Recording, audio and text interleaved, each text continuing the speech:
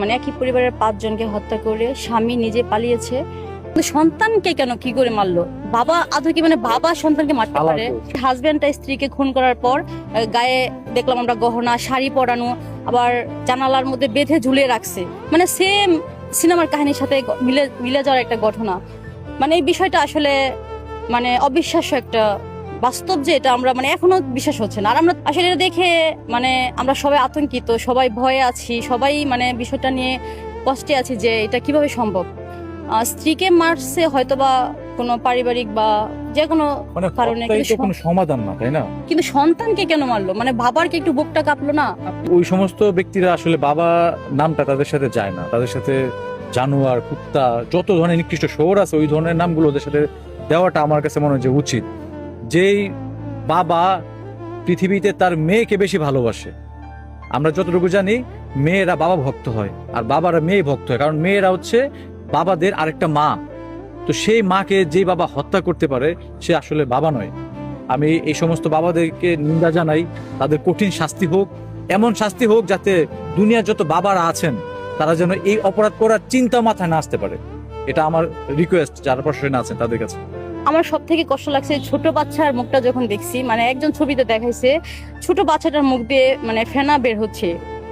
মানে ওই বাচ্চাটাকে কিভাবে মারলো বাবা?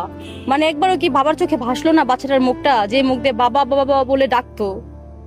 মানে সে কিভাবে বাবাকে মারলো?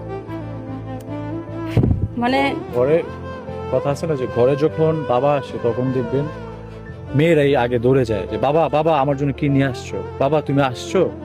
তখন দেখবেন যে মেয়েদের ভিতরে একটা মানে বাবার প্রতি একটা ভালোবাসা তুলে ওঠে। সেই জায়গায় এখন তো ওই ঘরে বাবা গেল, ওই মেয়েগুলো আর বাবা বলে ডাকবে না, তাই না? আমিও যখন ছোট ওই ছিলাম, সমস্ত নিরাপদ বাবার কাছ থেকে যে খুন হতে পারে সন্তানরা, আসলে এটা খুবই কষ্টদায়ক ব্যাপার। বুক ফেটে যায় এগুলো বললো। বাবা তো একটা বিশ্বাসের জায়গা, একটা আশ্রয়স্থল আমাদের জন্য। বাবার পরে কিন্তু স্বামী। সে স্বামী যদি আমাদের জন্য নিরাপদ হয়, মানে খুন করে, তাহলে আমরা কোথায় নিরাপত্তা পাবো? সব স্বামী সব বাবা এক না। একটা কথা বলবো, যিনি এসব কাজ করে, যারা হয়তো ওরা কোনো সাইকো বা মাদকা আসক্ত বা নেশাগ্রস্ত, আর ওনার ঘরে নাকি মদ বা ড্রিঙ্কস এরকম পাওয়া গেছে, তো উনি তো নেশাগ্রস্ত। আর যারা নেশা করে এরা মনে হয় যে দুনিয়ার কাউরে চিনে না।